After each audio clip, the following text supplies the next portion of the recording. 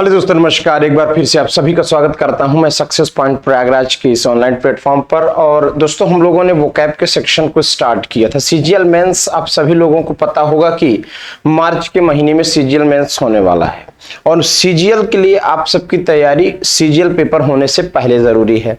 इसके पहले आपने वो बहुत सारी चीजें जो तैयार कर ली है उसको तो अपने पास रखिए। साथ ही साथ अब हम लोग यहां से एक ऐसी तैयारी करना शुरू करेंगे जहां से हमें सफलता मिल ही जाए। दोस्तों, मैं आपको बता दूं कि वेटेज की बात जहां पर आएगी तो वेटेज आपका जो रेशियो रहा है पहले से वही रेशियो इस बार भी रहने वाला है, क्योंकि इस बार चेंज पैटर्न में पहली बार आप मेंस देने जाओगे। और पहले 100 क्वेश्चंस का एक बंडल हुआ करता था, क्वेश्चनिंग होती थी, उसमें सारी चीजें फिक्स्ड थी, बच्चा उसको जान चुका था कि कितनी चीजें क्या आ रही हैं, उस हिसाब से मेहनत कर लेता था। इस बार ऐसा कुछ नहीं है। इस बार एकदम नए पैटर्न पर नए सिरे से चीजें होने वाली हैं। यहां पे सिर्फ अज्यूम किया जा सकता है कि इस बार होने क्या वाला है। तो इस बार हो कुछ भी, बहुत अच्छे से समझिएगा कि देखिए, अगर ग्रामर बेस्ड पूरी टोटली क्वेश्चंस को बना देगा तो ग्रामर बेस्ड क्वेश्चंस तो बच्चा कर ले जाता है, क्योंकि उसे आयोग को करना क्या है कि आयोग को ज्यादा बच्चों को छांटना भी तो है ना, क्योंकि जितनी पोस्ट उतने ही बच्चों को पास करना है, उतने में ही अपने आप को एक पोस्ट में 3 बच्चों को इंटरव्यू पे बुलाना है, तो उस हिसाब से पास करेंगे। तो वो पेपर का जो फॉर्मेट बनाएंगे, देखिए ग्रामर सेक्शन हर एक बच्चे का मजबूत होता है, ग्रामर सेक्शन हर एक बच्चे का मजबूत होता है, मगर जब हम वोकैब के सेक्शन की बात करना शुरू कर देते हैं तो वोकैब के सेक्शन में प्रॉब्लम्स होती हैं, वोकैब के सेक्शन में तमाम तरीके की समस्याएं होती हैं। इसीलिए आप सबकी इस बात को मैं चीजों को समझ करके आप सबके लिए वोकैब के सेक्शन की शुरुआत मैंने की है। और वोकैब के सेक्शन की शुरुआत ही नहीं, इवन मैंने ये ठान कर शुरू किया है कि आप सबके लिए सीजीएल मेंस इस बार जो मुझसे पढ़ेगा सीजीएल मेंस में उसका सिलेक्शन श्योर हो। क्यों? क्योंकि मैं ऐसी स्ट्रेटजी ही बना करके आप सबके लिए फ्री ऑफ कॉस्ट में सारी चीजें देने वाला हूं। तो आइए शुरुआत करते हैं। एक एक शब्द हम लिखते चलेंगे, बातों को समझाते चलेंगे। याद रखना, नो कोई पीपीटी कोई यहां पर आपको अभी नहीं मिलने वाला। जब पीपीटी वगैरह मैं दूंगा तो बताऊंगा, मगर इसके पहले मैं आपको बता दूं कि अभी फिलहाल के लिए आपको लिख करके चीजों को समझना होगा। मेरे साथ लिखते चलिएगा, मैं जो जो बातें लिखते चलूंगा उन सभी बातों को आप लिखते चलना, आपको अपने आप सारी चीजें तैयार हो जाएंगी। So let's get start. अब यहां पर हमें पहली चीज ये समझना होगा कि समझना किस तरीके से है, आओ एक एक करके चीजों को समझ लेते हैं। इंपॉर्टेंट दायरे की सबसे पहली बात अगर मैं करूं तो एक एक मुद्दे की बात मैं करता चलूंगा और एक एक करके सभी उन शब्दों का डिस्कशन, उन शब्दों का बेहतर तरीके से चीजें। ठीक है ना? ठीक है ना?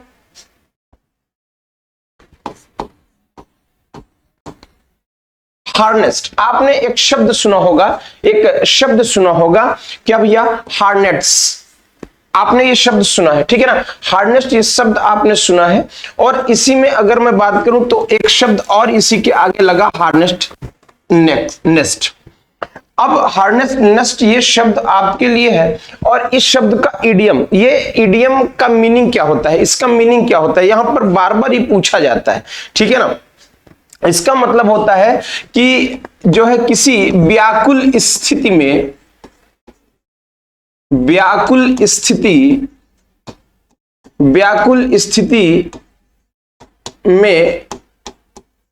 होना, यानी एक ऐसी स्थिति जो हमें बिल्कुल तकलीफ में रखी हो। तकलीफ का मतलब कि हम चीजों को सोचकर परेशान हो, उसे हम क्या कहते हैं? व्याकुल की स्थिति में रखना। यानी इंसान वो ना क्या कर रहा हो, कह सकते हो कि व्याकुलता या फिर आप परेशानी कह सकते हो। इसके लिए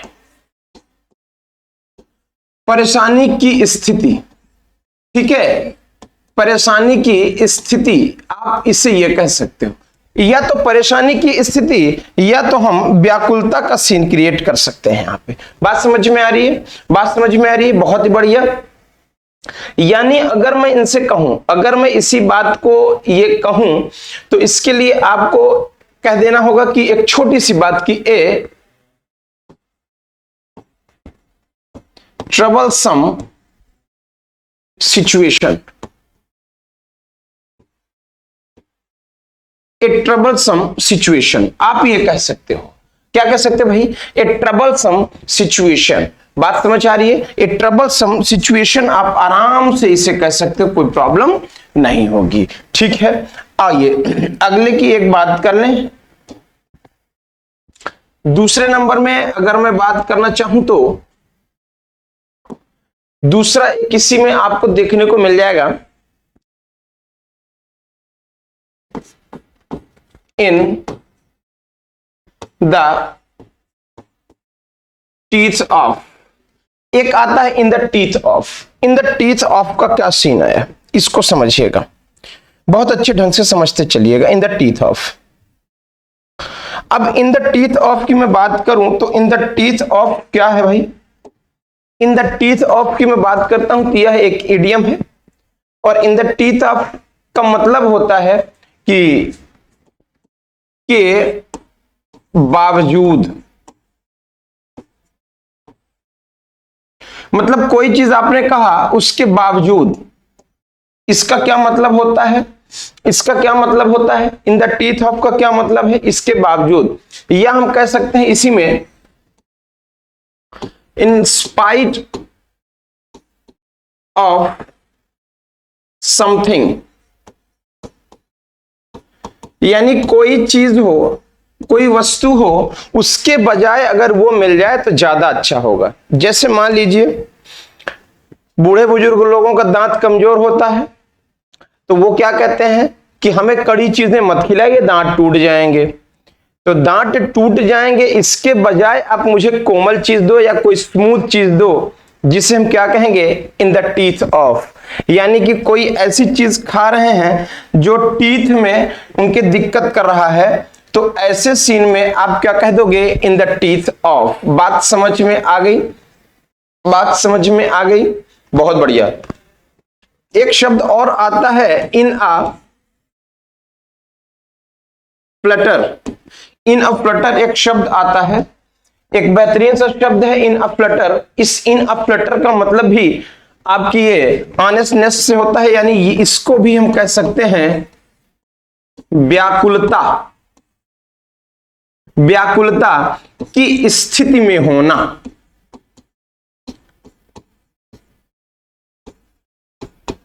व्याकुलता की स्थिति में होना, यानी आपको नर्वसनेस की सीन है यहां पर नर्वसली कोई चीज, आप नर्वस हो रहे हो किसी चीज को लेकर के, ठीक है ना? जैसे in a nervous, in a nervous or confused. Nervous or confused, या नर्वस की स्थिति होगी या कंफ्यूज्ड होगा, है ना? ठीक है ना? या हम इसी को एक और शब्द कह सकते हैं agitated. Agitated position. Agitated position, ये भी आप कह सकते हो, कोई दिक्कत नहीं होगी। यानी एक बात यहां से स्थिति ये हुई कि इन अ फ्लटर, भाई जैसे मान लीजिए कोई लड़का है, किसी लड़की से फ्लर्ट करने जा रहा है, किसी लड़की को प्रपोज करने जा रहा है, उसके सामने खड़ा हो रहा है, तो वो लड़का बड़ा व्याकुल है कि कितना जल्दी हम उसको क्या करें? इन अ फ्लटर कर दें। व्याकुलता उसके अंदर भरी पड़ी है। ठीक है भाई। एक शब्द आता है all Greek to me. All Greek to me एक वर्ड है, ऑल ग्रीक टू मी। यानी ऑल ग्रीक टू मी का मतलब होता है मेरे प्यारे, ऑल ग्रीक टू मी का मतलब यही होता है कि आपको कोई भी बात, कोई भी चीज या कुछ भी जो आपके समझ के बाहर हो, या मतलब कि समझ से परे हो, यानी आपके समझ से परे हो, आप उसको चीजों को समझ ही नहीं पा रहे हो। ठीक है, ठीक है, आप समझ ही नहीं पा रहे हो उन सब चीजों को। ठीक है ना भाई? जैसे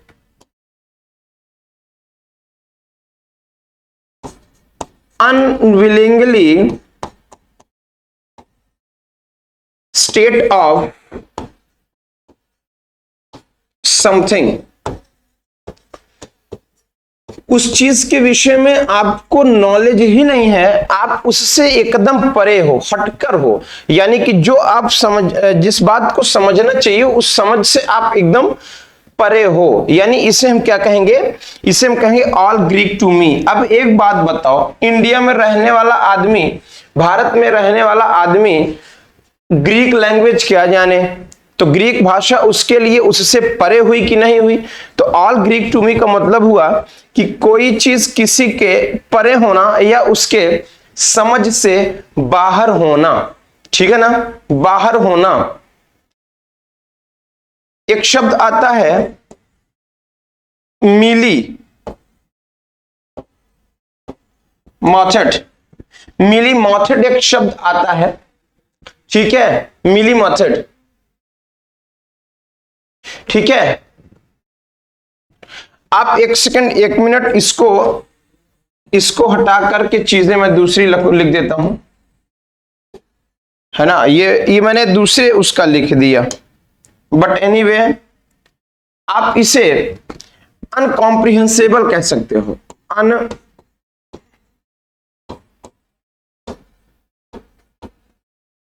अनकॉम्प्रिहेंसिबल यानी असमझ या समझने योग्य नहीं है, वो चीज है जो समझने योग्य नहीं है, समझ के परे है, ठीक है, ठीक है। इसका मतलब होता है कि कल पर टालना, या फिर बातों को तुरंत ना करके, कोई चीज हो बात को टालने वाला,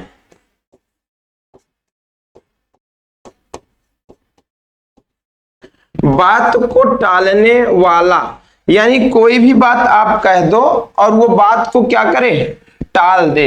अब यहां होगा अनविलिंगली स्टेट ऑफ समथिंग,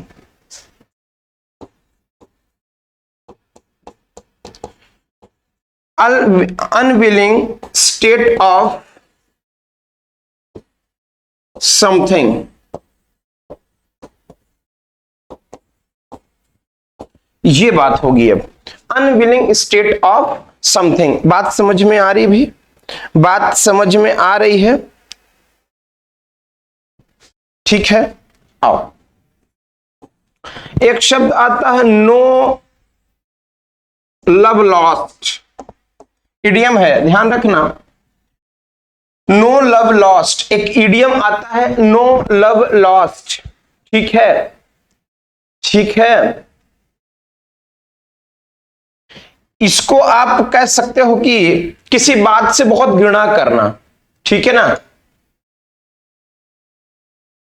कह सकते हो कि किसी से बेहद घृणा करना।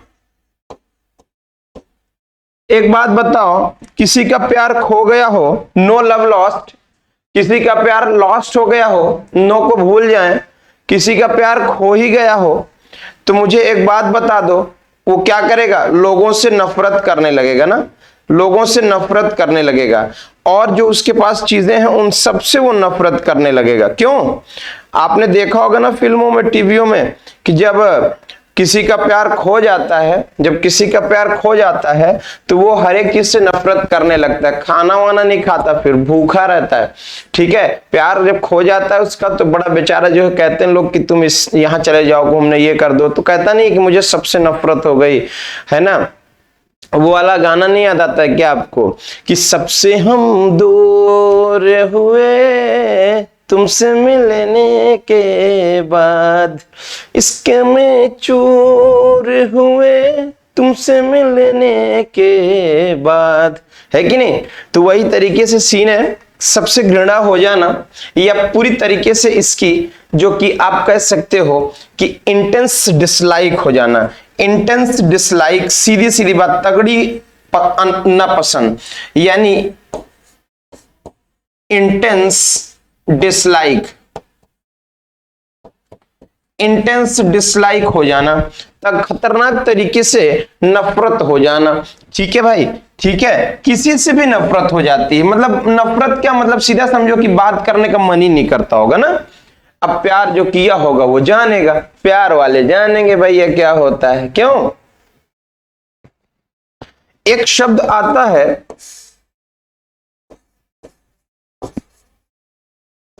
आउट ऑफ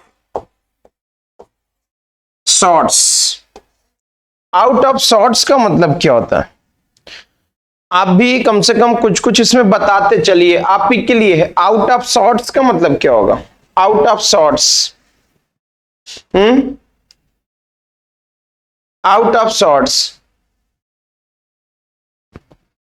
इसका मतलब होता है अस्वस्थ होना या अच्छा महसूस ना करना।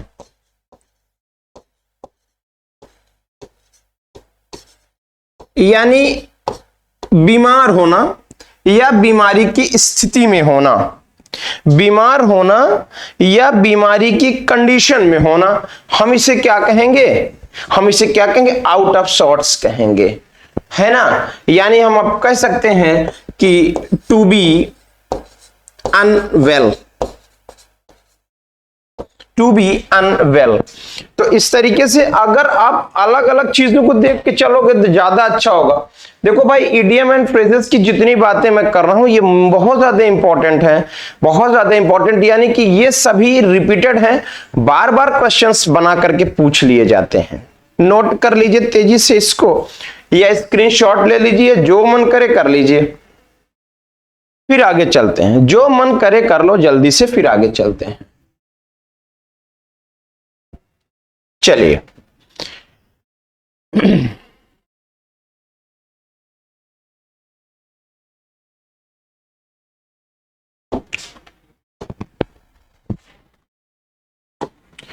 आइए अगला देख लेते हैं कि क्या है।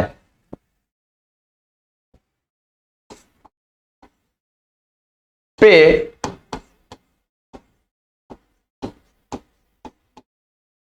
Lip service. पे लिप सर्विस का मतलब क्या होता है? पे लिप सर्विस, हाँ भाई देखो भाई, आज का जमाना ही वही है कि दिखावटी हमदर्द बनना,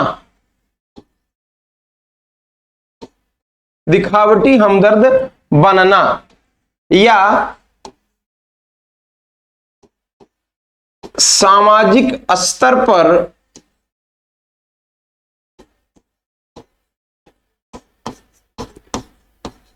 दिखावा करना,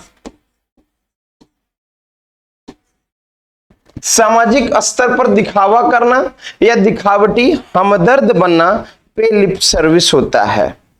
एक बात बताओ, सर्विस माने सेवा, लिप माने लिप्स, होठों को ले लो। जो आदमी सिर्फ बोलने का काम करता, अरे भैया हमको बताए होते, हम ये काम आपका करा दिए होते, क्या बताएं आपका इतना नुकसान हो गया, कैसे बताएं, दुनिया भर की बातें बोल देते हैं ना। तो बोलने वाला जो सीन होता है वो यही होता है, और पे लिप सर्विस कह सकते हैं। जो सिर्फ सर्विस जो दे पाए वो सिर्फ होठों पे रह जाए, आगे वो उस बात पर अमल ही ना करें, आगे वो इस बात को अमल ही ना करें। इसको कह सकते हो कि pretend, pretend to regard, pretend to regard आप कह सकते हो इसको, प्रिटेंड टू रिगार्ड। यानी पे लिप सर्विस ऐसा इंसान, ऐसा व्यक्ति जो सिर्फ और सिर्फ आपको होठों तक ही आपकी सर्विस रखे, सर्विस देने की बात ही ना आई हो, उसे हम क्या कहेंगे? दिखावटी करने वाला। समाज के लिए, दुनिया के लिए, इवन आपके लिए, हमारे लिए, जिसके साथ भी ये जीवन में है वो है, उसके पास है। बात समझ आ गई? बोल तो दो।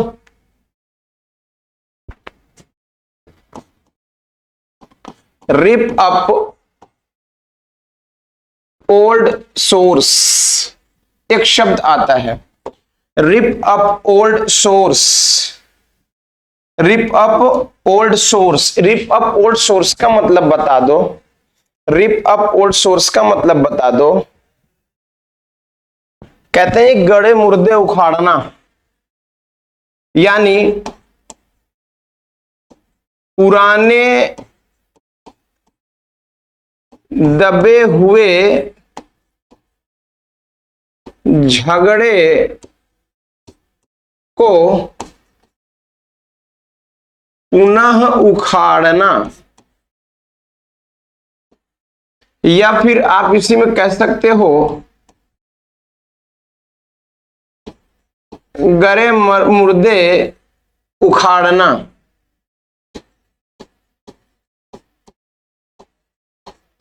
गड़े मुर्दे उखाड़ना, ठीक है भाई। गड़े मुर्दे, जो बातें खत्म हो गई तो फिर अब दोबारा क्यों उसको,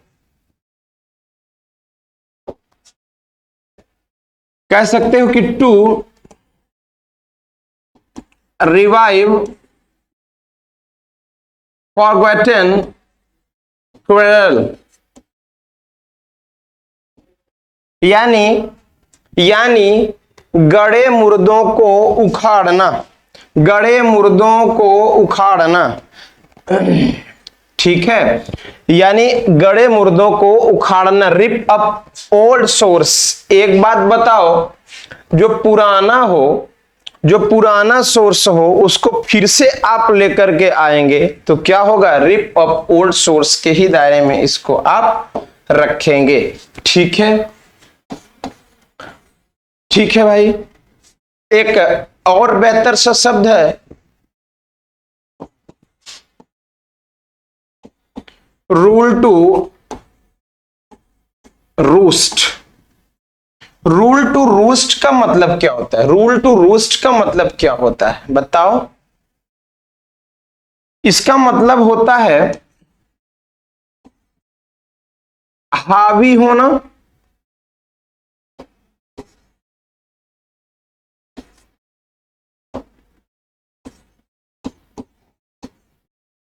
हावी होना या प्रभुत्व जमाना,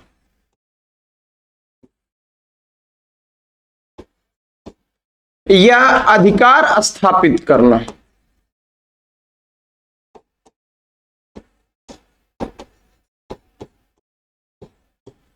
अधिकार स्थापित करना, यानी हावी होना, प्रभुत्व करना या अधिकार स्थापित करना। रूल टू रूस्ट, रूल का मतलब है नियम। नियम तो करना किसी न किसी पे, लेकिन नेगेटिव पॉइंट से, नेगेटिव पॉइंट से, यानी हम इसे कह सकते हैं टू डोमिनेट। टू डोमिनेट ये शब्द हम दे सकते हैं, टू डोमिनेट शब्द हम बता सकते हैं। बात समझ में आई? इन 10 को लिखिए, फिर इसके बाद और भी हम बातें करते हैं, ठीक है। इन 10 को आप नोट करो भाई, फिर और भी तमाम चीजों का हम डिस्कशन करते हैं, ठीक है।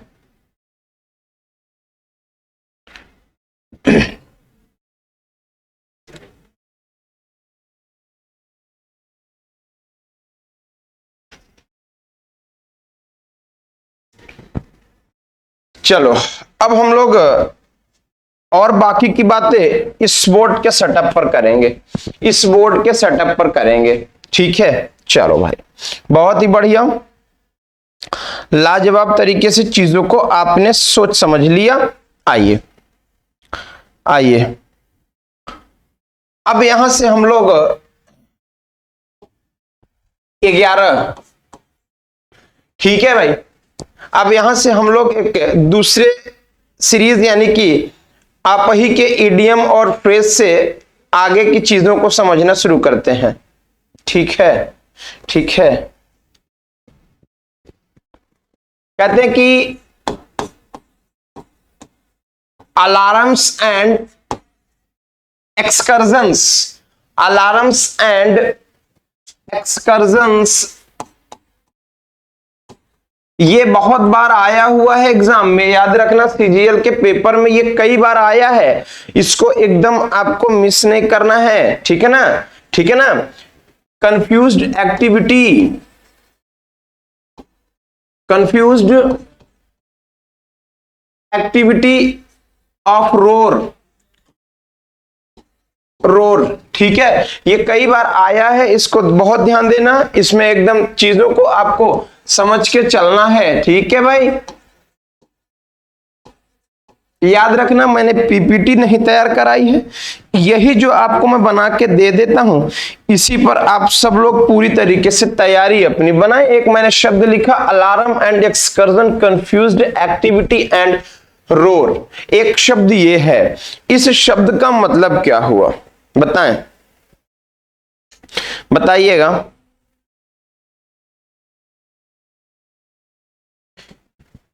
यानी एक्सकर्जन, अलार्म एंड एक्सकर्जन का मतलब ही, अलार्म एंड एक्सकर्जन का मतलब ही होता है कि confused activity and roar, confused activity and roar, है ना। यानी आप इसे कह सकते हो शोर युक्त कोई ऐसी चीज जिसमें हल्ला गुल्ला मचा हो, कोलाहल मचा हो, है ना भाई। या आप इसी को उलझन भी कह सकते हो, या इसी को आप व्याकुलता भी कह सकते हैं, व्याकुलता की स्थिति, व्याकुलता की स्थिति, आप कुछ ऐसा भी इसे कह सकते हैं, व्याकुलता की स्थिति, ठीक है, ठीक है। अच्छा एक और बात, कभी कभी आपको ये देखने को मिल जाता है क्रियाशीलता के नाम से, क्रियाशीलता, ठीक है भाई। इतनी बातें आपको इस शब्द में रटना है आपको, ठीक है। कैसे चीजें समझनी है सुनो, अलार्म्स एंड एक्सकर्जन, भैया कहीं जाओगे देखोगे आप सो रहे हो नींद में, है ना, आप नींद में सोए हो और अलार्म आप ही लगाए हैं, अलार्म आपने ही लगाया है और आप सो रहे हो, तो जब नींद गड़बड़ होती है तो आपको अलार्म भी शोर लगने लगता है, जिसमें नींद लगी होती है सुबह सुबह, कौन जगना चाहता है। अलार्म बजाए हैं, लगाए हैं, देखा जाएगा, उठेंगे तो बंद कर देंगे अलार्म, है ना। तो अलार्म्स एंड एक्सकर्जन, ठीक है। अगला शब्द आता है अप इन द एयर, एक शब्द आता है अप इन द एयर। भाई कोई चीज हवा में होना, कोई चीज हवा में होना, ठीक है ना।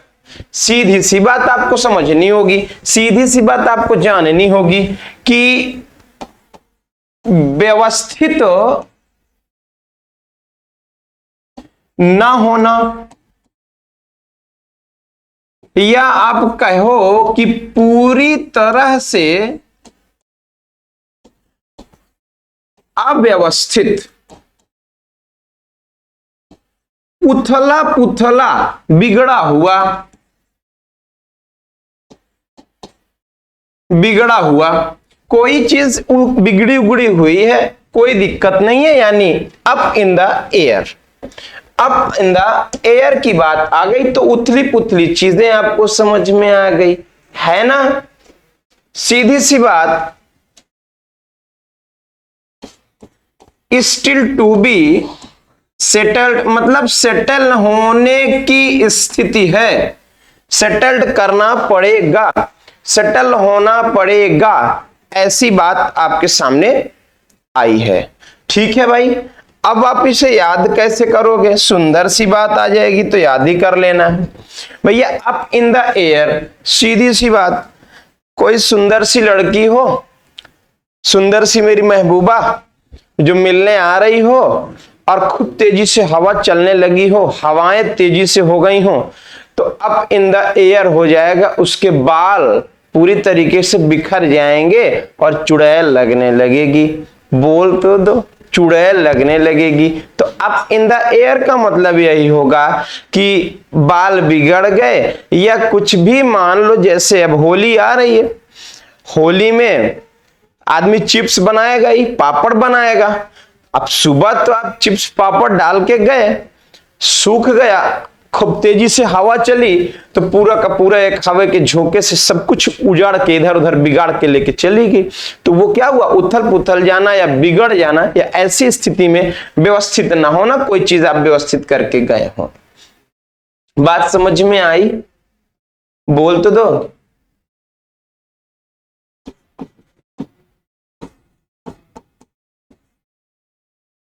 Give oneself airs. Give oneself airs का मतलब क्या होता है कि गिव वन सेल्फ एयर्स का मतलब ही होता है भैया कि अच्छा होने का दिखावा करना, यानी अच्छा होने का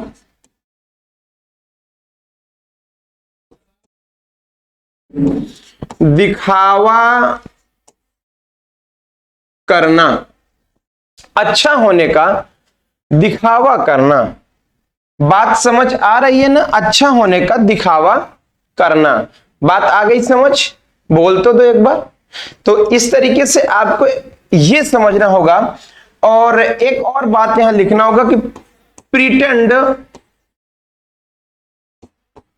टू बी गुड। आपको प्रिटेंड टू बी गुड यानी अच्छा बनने का दिखावा करना। गिव वंस एयर्स, जैसे मान लो आप बातें कर रहे हो, लोग कहते नहीं कि ज्यादा हवा में बात ना करो यार, ज्यादा तुम हवा में तीर ना मारो। तो हवा में तीर मारने मारने का मतलब क्या है कि भैया हम दिखावा कर रहे हैं, ऐसा कर लेंगे वैसा कर लेंगे, कर कुछ नहीं पाएंगे। तो गिव वंस सेल्फ एयर्स, हवा में तीर मारना या फिर दिखावा करना, या फिर दिखावा करना। ठीक है भाई? ठीक है, चलिए और एक शब्द आ जाता है जिसे कहते हैं भाई अल्फाबेट सूप।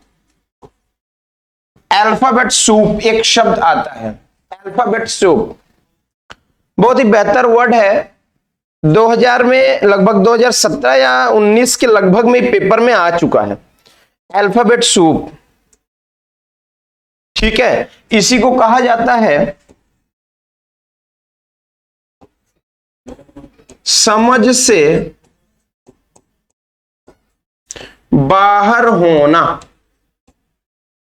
यानी एकदम समझ में ना आने वाली कंडीशन, ना आने वाली कंडीशन। ठीक है ना? ठीक है ना?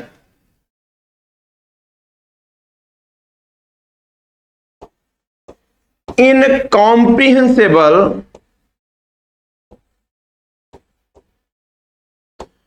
आर कंफ्यूजिंग,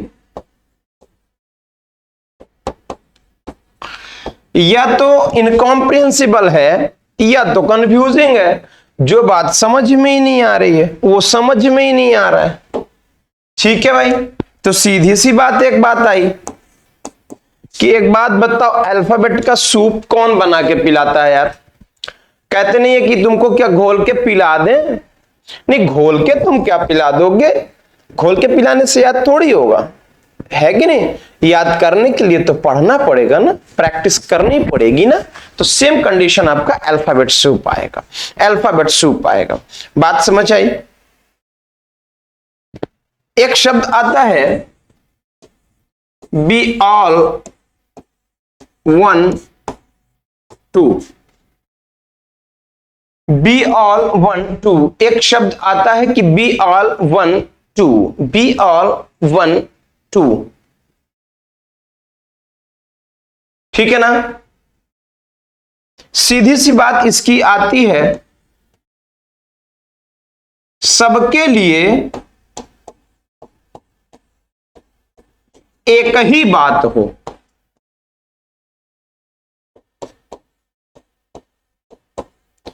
यानी कोई भी व्यक्ति हो उसके लिए एक ही बात हो, अलग अलग बातें ना हो, अलग अलग चीजें ना हो। सीधी सी बात आप कह सकते हो मेक नो डिफरेंसेस, कोई डिफरेंस ना हो, कोई अलगाव ना हो, जो बातें हो वो सब बी ऑल वन, यानी कि बी ऑल वन, एक जैसे सब हो जाएं, सब एक जैसे हो जाएं, उनको हम क्या कहते हैं? बी ऑल वन कहते हैं। दैट मीन्स कि there is no, make no difference there, यानी डिफरेंसेस ना होना, डिफरेंसेस नहीं होता किसी और में, सिर्फ सब एक जैसे होते हैं, एक जैसे की बात यहां पर की जाती है। बात समझ आ रही है?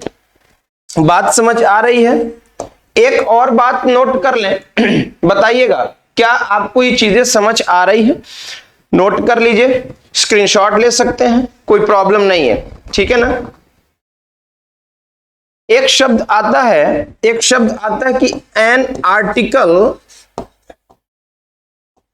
ऑफ फेथ, एक बात आती है एन आर्टिकल ऑफ फेथ, बात समझ में आ रही है? एक कोई आर्टिकल है, उसका फेथ है ना,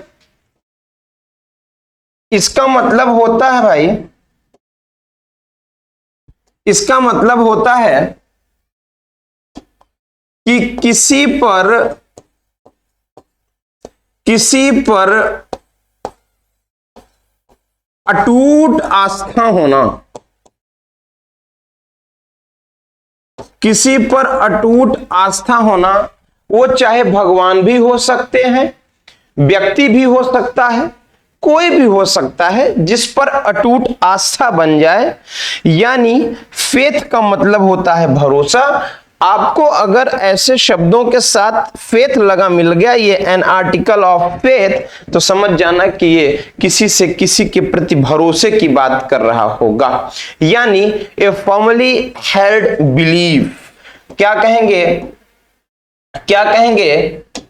हम इसको कह देंगे ए फर्मली हेल्ड बिलीफ। याद रखना, ए फॉर्मली FIRMELY हेल्ड बिलीफ, यानी भरोसे पर पूरी तरीके से खरा उतरने वाला। बात समझ आ गई? बात समझ आ गई? नोट डाउन कर लो, तेजी से नोट डाउन कर लो। चलो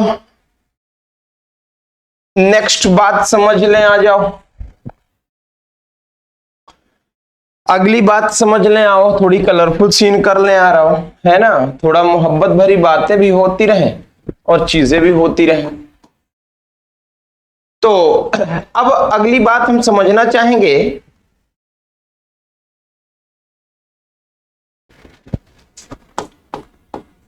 इन द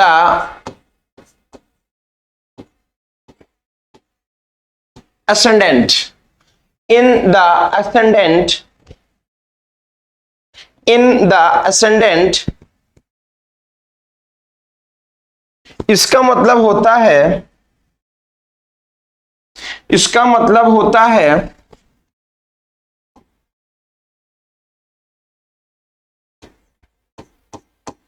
शक्तिमान या खूब शक्ति वाला,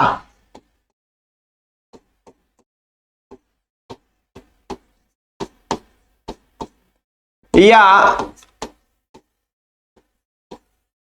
पावरफुल। आप ये बता सकते हैं, कह सकते हैं खूब शक्ति वाला या शक्तिमान या फिर पावरफुल कह सकते हैं, ठीक है। कहा जा सकता है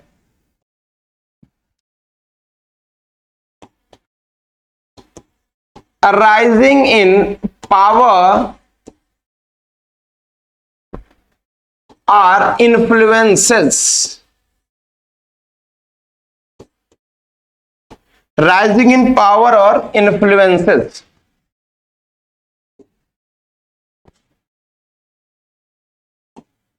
influences,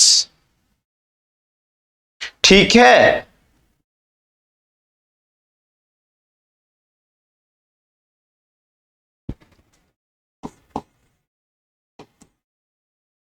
bring home the bacon, bring home the bacon. Bring home the bacon का मतलब क्या होता है भाई, बता तो दो। हाँ हाँ जी बिल्कुल, कहते हैं कि आर्थिक रूप से किसी की मदद करना, आर्थिक रूप से किसी की मदद करना, आर्थिक रूप से किसी की हेल्प करना। ठीक है भाई, ठीक है भाई, आर्थिक रूप से किसी की हेल्प करना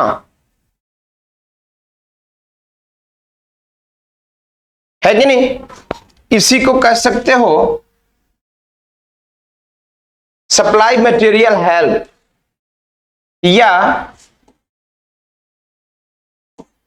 supply material support, supply material support. बात समझ आई कि नहीं आई, supply material support.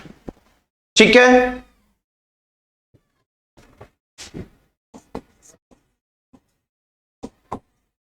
Have the ball, क्या लिखा हूं कि have the ball at your feet,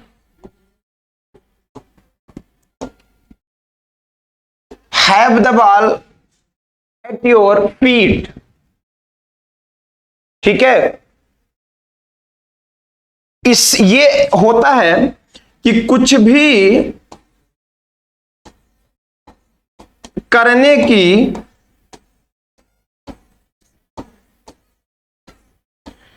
अच्छी स्थिति होना या कुछ करने के लिए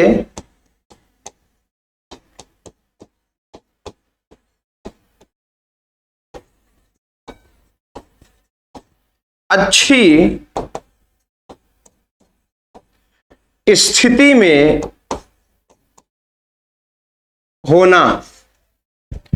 एक बात हो जाएगी, ये बात हो जाएगी भाई, बात आ रही है समझ। इसी को अगर मैं समझने की बात करूं तो कह सकते हैं to be in the best position, best position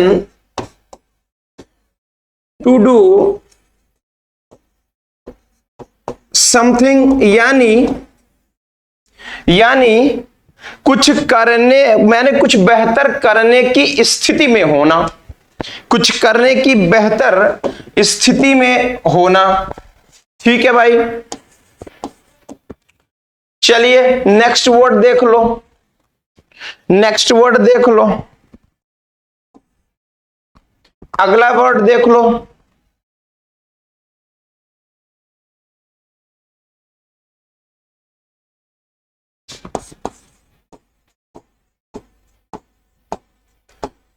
banana oil.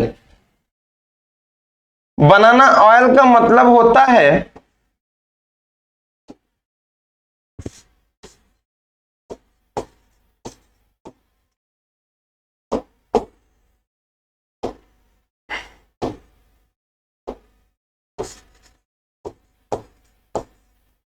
मूर्खतापूर्ण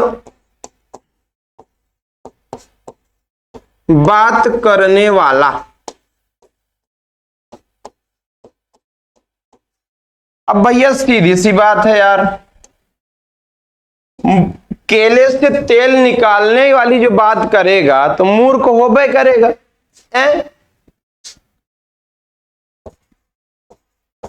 नॉन सेंसिकल टॉक। केले से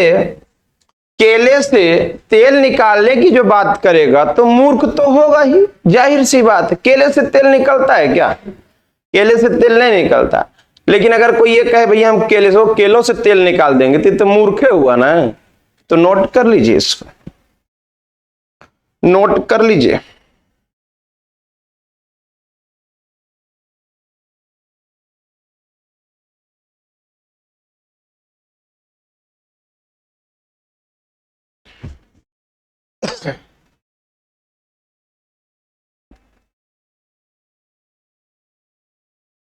चलिए,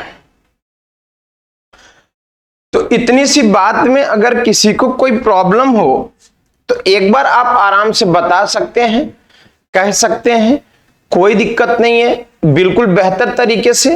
अब आपको मैं बता दूं कि मैंने आज आपको करीब 20 वर्ड्स पर काम किया है और इन 20 वर्ड्स को आपको तैयार कर लेना है। साथ ही साथ आपको और क्या समझना सीखना है, कमेंट बॉक्स पर बिल्कुल कमेंट करना ना भूलें। कमेंट बॉक्स पर चीजें कमेंट कर दें और साथ ही साथ चीजें आपको एकदम बेहतर तरह से लेकर चलना होगा। यानी अगर आपको किसी तरह के ग्रामर से रिलेटेड प्रॉब्लम है तो भी आप मेरे को कांटेक्ट कर सकते हो 98387775 और 71 पर। वोकैब से रिलेटेड अगर आपको प्रॉब्लम है तो भी आप इस नंबर पर संपर्क कर सकते हैं, आपकी समस्या का समाधान हो जाएगा। अब रही बात इसकी कि कॉम्प्रिहेंशन की जो बात है, कॉम्प्रिहेंशन भी आपको समझाऊंगा बेहतर तरीके से और डिस्क्रिप्टिव एनालिसिस के साथ। यानी आप अगर एक बार पैसेज को मेरे से पढ़ लोगे तो दोबारा कहीं कुछ पैसेज को पढ़ने की आवश्यकता नहीं पड़ेगी। ठीक है, तो आज फिलहाल इतना ही। मुलाकात हमारी होगी कल आपको इसी समय पर मैं फिर से कुछ और शब्दों के साथ। तो आज के लिए इतना ही। बहुत बहुत धन्यवाद। Thank you.